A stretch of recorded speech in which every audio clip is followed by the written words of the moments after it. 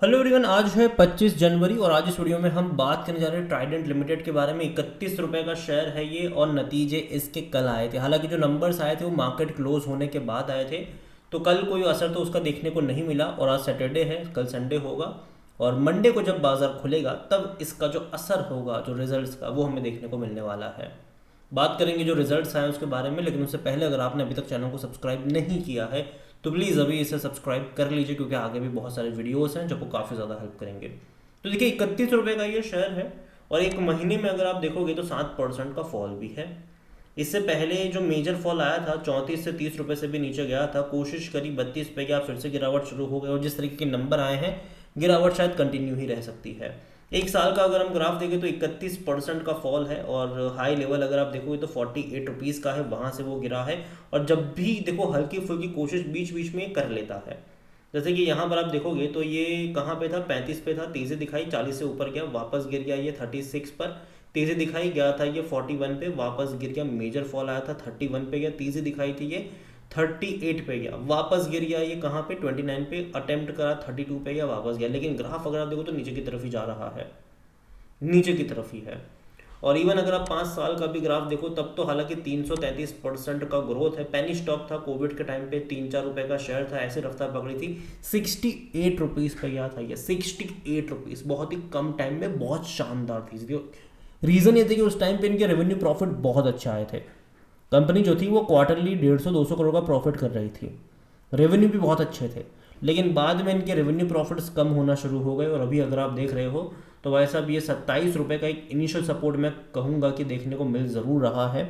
25 से 27 रुपये का जो रेंज है वो एक इनिशियल सपोर्ट के तौर पर काम कर सकता है आगे भी। वहाँ से एक अच्छी तेज़ी आई ज़रूर थी और 50 पे गया था शेयर, वहाँ से अभी देखो तो वापस वही 25 और 30 के रेंज में जाने की भी कोशिश कर रहा है। और जहाँ तक रिजल्ट्स की बात करें, नंबर अच्छे नहीं हैं, रेवेन्यू कम हुए हैं इनके, इनकम कम हुई है इनकी, 1677 करोड़ की इनकी इनकम हुई है, जो कि पिछले साल 1835 करोड़ से भी ज़्यादा की थी। तो मतलब कम है, मतलब कम है ये, काफ़ी कम है ये। इवन इससे पहले के क्वार्टर में 1720 करोड़ की इनकम थी, तो उसके मुकाबले भी कम। तो इनकम अगर आप देखो तो क्वार्टर ऑन क्वार्टर घट रही है, ठीक है, तो ये बढ़ नहीं रही, घट रही है और ये कंसर्न है यहाँ पर। और इनकम ही नहीं, इनके प्रॉफिट्स भी कम हो रहे हैं। इनका प्रॉफिट ऑलमोस्ट 78 करोड़ का रहा लास्ट दिसंबर क्वार्टर में, जो कि पिछले साल दिसंबर में 107 करोड़ से भी ज़्यादा का था।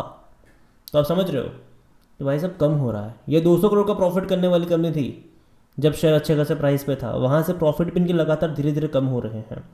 और इससे पहले के क्वार्टर में इनका प्रॉफिट 83 करोड़ का था, तो वो भी उसके मुकाबले भी कम प्रॉफिट हुआ है यहाँ पर। तो अगर आप देख रहे हो तो भाई साहब इनके प्रॉफिट की बात करें, इनके रेवेन्यू की बात करें, पिछले साल से कंपेयर करो या फिर पिछले क्वार्टर से कंपेयर करो, घटे हैं। जहां मार्केट एवरेज नंबर को भी अप्रिशिएट नहीं करता, वहां तो भाई साहब गिरते हुए नंबर्स को तो कैसे ही अप्रिशिएट कर पाएगा। तो मंडे को जब बाजार खुलेगा तो इसके लिए शायद थोड़ा बहुत अच्छा ना रहे, ऐसा मुझे लगता है।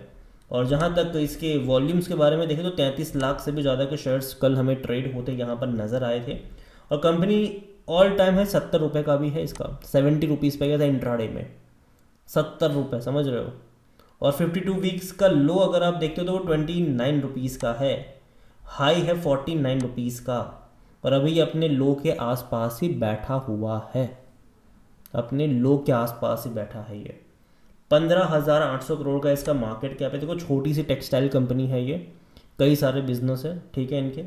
और कंपनी अगर आप देखोगे तो इनके खुद के भी शोरूम्स हैं, इसके अलावा ऑनलाइन भी इनकी प्रेजेंस देखने को मिल रही है। इसके अलावा बड़े बड़े होटल्स में भी इनका प्रोडक्ट जाती है, जो टेक्सटाइल की प्रोडक्ट हो गई, बैथलीन्स वगैरह जो हो गए यहाँ पर, वो सब जाता है इनका, ठीक है। तो कंपनी अच्छी तो है, लेकिन नंबर्स में जो डिक्लाइन आया है वो इनके लिए परेशानी वाला सबक है। जहाँ तक हमने देखा कि भैया बांग्लादेश में दिक्कत थी, तब भी यहाँ पर वो डिमांड नहीं लौट पाई। देखिए इंडियन गवर्नमेंट कोशिश कर रही है कि टेक्सटाइल इंडस्ट्री को बढ़ावा मिले और इसके लिए इंसेंटिव वगैरह भी दे रही है, और ये वो कंपनी जिसको इंसेंटिव मिल भी रहा है, ठीक है। तो देखा जाए तो अभी भी दिक्कत रहेगी यहाँ पर। और जहाँ तक वैल्यूएशन के बारे में देखें, 53 का पी है इसका, सेक्टर पी 36 का है, समझ रहे हो। और अभी जिससे नंबर्स आए हैं डेफिनेटली ये महंगा वैल्यूएशन आपको लगेगा, क्योंकि भाई साहब इनके नंबर्स में इंक्रीज आना ज़रूरी है, तब जाके ये इतने हाई, तब जाके इसका पी थोड़ा बहुत कम हो पाएगा। या तो शेयर प्राइस गिर जाए या तो इनके प्रॉफिट्स रेवेन्यू बढ़ जाए, वही तरीका है जहाँ से भाई साहब इनका जो पी रेशियो होगा वो कंट्रोल में रहेगा। जहाँ तक इनके फाइनेंशियल देखें तो आप क्लियरली देख सकते हो कि रेवेन्यू में फॉल हमने देखा यहाँ पर। देखिए जून में 1,750 करोड़ था, 1,724 रहा, फिर बाद में 1,680 करोड़ भी जो लास्ट दिसंबर क्वार्टर आया वहाँ पर। प्रॉफिट 79 करोड़ का ही रहा जो कि 83 करोड़ का था। उससे पहले 73, उससे पहले 56 जो कि बहुत ही ख़राब था। लेकिन उससे पहले 108, पिछले साल 108 करोड़ का प्रॉफिट था।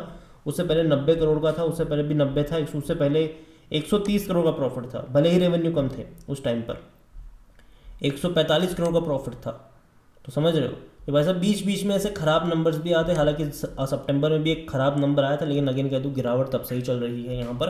तो देखो नंबर्स में अट्रैक्टिव नहीं है, नंबर्स में कोई ग्रोथ नहीं है, और यही वजह भी है कि शेयर में भी अभी भी कोई ग्रोथ नहीं आ पाया। जिस तरह के नंबर्स हैं मुझे नहीं लगता कि मार्केट इसको अप्रिशिएट करेगा। जहाँ तक शेयर होल्डिंग के बारे में अगर हम देखें तो प्रमोटर अच्छी खासी क्वांटिटी में है, 73.19% का स्टेक है। पहले भी उतना था, आज भी उतना है। म्यूचुअल फंड के 0.07% की होल्डिंग, 0.09% मतलब खरीदारी करी है उन्होंने।